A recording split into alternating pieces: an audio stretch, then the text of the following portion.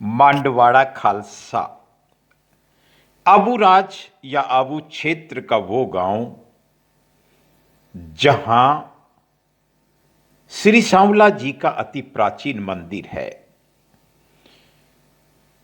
वो गांव जहां आबू राज के महान संत शिरोमणि श्री श्री 1008 श्री गेंजी महाराज ने 40 साल तक भजन किया था।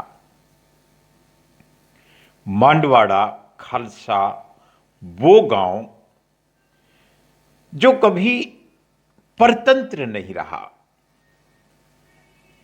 जो उदयपुर के सीमा में आता था,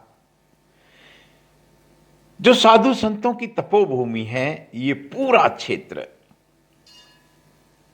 आज हमको श्री हिम्मत राम जी रावल साहब ने जब संत शिरोमणि श्री श्री 1008 श्री गेंजी वापसी गेंजी महाराज के बारे में बताया तो सच मानिए आनंद आ गया। लेकिन सबसे पहले आप इस गांव के श्री हनुमान जी महाराज के दर्शन कीजिए। मांडवाड़ा खालसा गांव सिरोही मुख्यालय से लगभग 20 किलोमीटर की दूरी पर आबू राज की सीमा में, आबू राज में ये गांव पड़ता है, जहां श्री सांवला जी महाराज का मंदिर है। बड़ा अद्भुत मंदिर है, बड़ी प्राचीन प्रतिमा है, जहां नियमित रूप से पूजा अर्चना होती है। यहां पुजारी जी पूजा करते हैं, गांव वालों की श्रद्धा है। आसपास का पूरा परिवेश शांति वाला है। कई तालाब हैं, छोटी नाड़ियां हैं, और अगर हम सार में कहें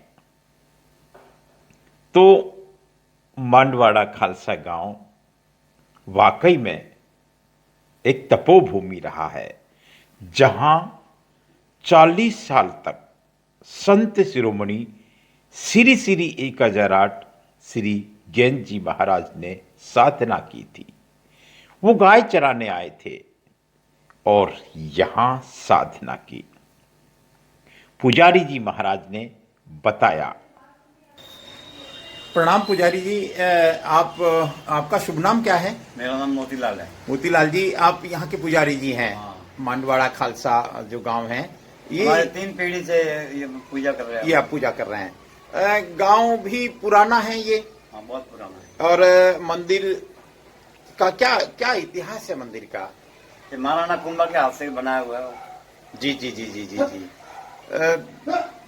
पहले उदयपुर हल्के में था ये। जी। फिर श्री महाराजा था कि वो नवरोजा नहीं दिया अकबर को।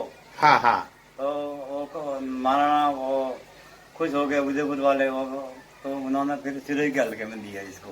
मतलब महाराजा सिरोही महाराजा को दिया जब नवरोजा नहीं दिया था, उनकी यहाँ की वीरता को देख के। हाँ, यहाँ की वीरता को देख के। और इस गांव का क्या इतिहास आप जानते हैं सर?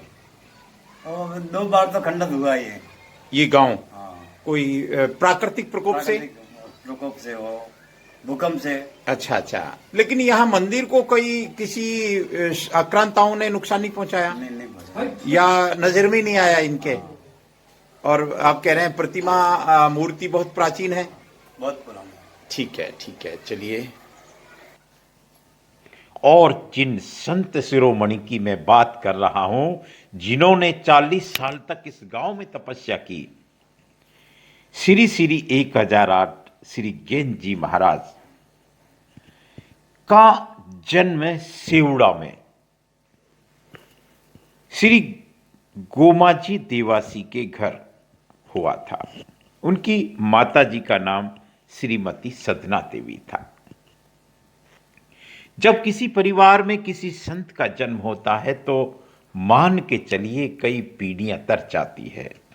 ऐसी ही घटना घटित हुई थी उस सेवड़ा गांव में, जब एक देवासी परिवार में एक संत का जन्म हुआ था। प्रारब्ध के योगी थे, लेकिन उन्होंने सेवड़ा से चलकर मांडवाड़ा खालसा गांव, जहां आज हम खड़े हैं, वहां 40 साल तक साधना की, भजन किया, तपस्या की। बड़ी रोचक कहानी है। और सबसे बड़ी बात, मैं वीडियो के अंत में उस महापुरुष से आपको रूबरू कराऊंगा जो 10 साल तक संत शिरोमणि श्री श्री 1008 श्री गेंची महाराज के साथ रहे। वो उनके गुरु थे। गेंची महाराज उनके गुरु थे। हम प्रणाम करें, हम ध्यान करें। कहते हैं श्री गेंजी महाराज जब 8 साल के थे, तब वो गाय चराने जाते थे अपने पिताजी के साथ। 60-70 गायें थी, और जिस घर में 60-70 गौ माता रहती हो, जिस घर में 60-70 गौवंश की सेवा होती हो, वो घर तो स्वर्ग ही होता है। ऐसा ही एक स्वर्ग था, एक घर था संत शिरोमणि श्री श्री 1008 श्री गेंजी महाराज का। मैं इन पगलियों को प्रणाम करो। यहाँ बैठकर वो साधना करते थे। ये पूरा का पूरा मांडवाड़ा खालसा का तपोभूमि है। यहाँ उन्होंने श्री हनुमान जी महाराज की प्रतिष्ठा करवाई। यहाँ श्री वास्तानेश्वर महादेव मंदिर की प्रतिष्ठा करवाई। उनके बारे में बहुत सारी बातें हैं। कहते हैं वो अचानक गायब हो जाते थे। एक बार अकाल की स्थिति पड़ी। हमको उनके सुपुत्र, उनके पौत्र से जब आज मेरी बात हुई, उन्होंने बताया कि एक बार जब अकाल की स्थिति पड़ी, भयंकर अकाल था, उस वक्त सिरोही के पूर्व महाराजा वहाँ पहुँचे। संत शिरोमणि ने कहा कि बरसात का आना नहीं आना तो ईश्वर के हाथ है। महाराजा ने कहा, पूर्व महाराजा ने, कि आप समर्थ हैं महाराज, और आप ऐसा प्रयास करें कि बरसात नहीं हो रही, बरसात आ जाए। और फिर महाराज ने कहा, गेंजी वापसी ने, कि आप जाइए, बरसात देखो आ जाएगी। और कहते हैं वो घर भी नहीं पहुँचे थे, बरसात आ चुकी थी। ये एक ऐसा संत ही चमत्कार कर सकता है, या यूँ कहें कि संत के चमत्कारों को आबूराज की कृपा से संपन्न होते हैं। यहाँ पे स्थापित की और होती है हर साल। जी जी। हाँ, तो फिर मैं हर संगत में जाता था और जाना आना हुआ। और बाबू जी का मुझे, मैं एक समय मेरे ऊपर आशीर्वाद मिल गया था, आशीर्वाद दे दिया था। ये भाग्य की बात है कि आप उस उम्र में साधु संगति में चले गए जब जरूरी होती है। जवानी में जब समय रहते हुए आपको ये ज्ञान मिल गया। उनकी खास बात आपने क्या देखी? उनकी खास बात जी एक बार मेरे साथ में अध्यापक था जी, पहली बार में जी। मैंने कोई वो भजन बोलता खूब। रिसेस होती ना लोगों बच्चों की, तो उस रिसेस में वो भजन बोलता जी। और मुझे सुना था वो। तो मैंने उनको कहा, मैंने कहा यार कोई साधु है मान में, ऐसा कोई साधु है? तो है गेंजी महाराज के। ओ, तो मेरी के माँ के गुरु महाराज ने हाथ धरे हैं। हाँ। और पिंडवाड़ा गांव में रहते थे वो। अच्छा अच्छा अच्छा। तो आप आना मेरे के बाजी वहाँ के, मेरे भाई मेरे मदर को बात करना। मैं रविवार को वहाँ उनके घर पे गया और बाबूजी वहाँ पे आप अपने आप आ गए। अपने आप आ गए, मतलब अलौकिक संत थे वहां से। मैंने वहाँ दर्शन किए थे बस। अकाल वाली बात करते हैं कई बार कि भाई, अकाल वाली बात ऐसे सुनी थी जी, कि बाबूजी के मानवाड़ा में थे ना जी, तो बाबूजी तो पागल हो जाते थे वापसी। हाँ। ओ, और उनके नानी थी ना, वो उनकी सेवा करती। जी। बाबूजी जवान थे बिल्कुल। अच्छा अच्छा।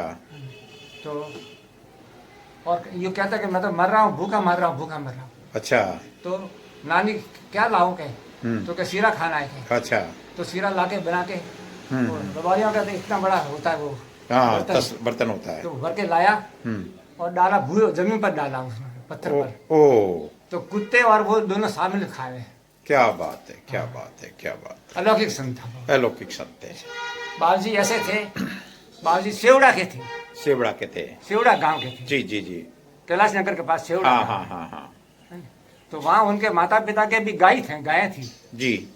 60-70 गायें थी। ओ, तो गाय चराने में ये इनका उम्र 8 साल की थी। उस समय से गाय चराते थे। गाय जी, तो ये जी। माँ पिताजी के साथ में चले गए, हाँ हाँ। गाय साथ में। जी। तो वहाँ एक दो पहाड़ है, वो पहाड़ के वहाँ गायें चरती थी और बाबूजी वहाँ खेलते थे और उनके पिताजी वो गायों में थे। जी। एक साधु आया ऐसा छोटा, हाँ। ऐसी बाबूजी ने गजरी माँ को बात की।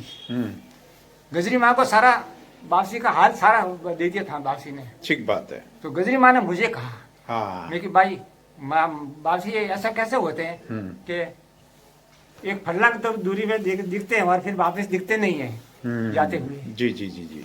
तो कि भैया ये तो एक अद्भुत के शक्ति है इनके पास में। अच्छा। तो ये कि 8 साल के थे उस समय के गाय चराने उनके भाई के पिताजी के साथ में गए थे। तो वहाँ एक साधु आया छोटा सा, भूरी बाबरी वाला के, ओ, और हाथ में कमंडर था के। तो उसने हाथ धरा के, इधर आ बेटा के, हाँ। मैं तेरे ऊपर हाथ धराऊं के। वापसी उस समय से कि वो तो के वापसी अलौकिक हो जाते थे, हेलो हो जाते, गायब हो जाते थे और वापस प्रकट हो जाते थे। जैसे वापसी यहाँ पे जाते, अहमदाबाद जाते, जगह जगह जाते, कोई गाड़ी में नहीं बैठे थे, ओ, पहुंच जाते थे। पहुंच जाते थे। ऐसे अलौकिक संत थे। जय हो, जय हो। उस समय मुनि महाराज केर गांव में, मुनि महाराज केर गांव में, ठीक है। मुनि महाराज ने समाधि ली है वास्तान जी को, वास्तान जी में ली है और शरीर छोड़ा है वहाँ केर गांव में। केर में। ठीक है। तो ये दोनों समकोटि के साधु थे, समकालिक साधु थे। बिल्कुल समकोटि के। मुनि महाराज भी गायब हो जाते थे, ओ, अलौकिक संत थे। और गेंजी वासी भी गायब हो जाते थे। और तीसरा नाथ जी महाराज थे वहाँ नाड़ा में, नाना के नाथ जी, वो महान अलौकिक संत, क्या बात है। परम पद, निरंजन पद प्राप्त किया था उन्होंने। जय हो। 7,500 वर्ष की उम्र थी उनकी, धन्य है, धन्य। 7,500 वर्ष की, और 7.25 फुट लंबे थे। कानों में मुद्रा थी। जी जी। और नाथ जी थे वो। नाथ थे। जय हो, जय हो। चलिए, आपसे मिलके बहुत अच्छा लगा वापसी। और साधु संतों के दर्शन, ये आबूराज की महिमा है। आबूराज की महिमा है। जय हो।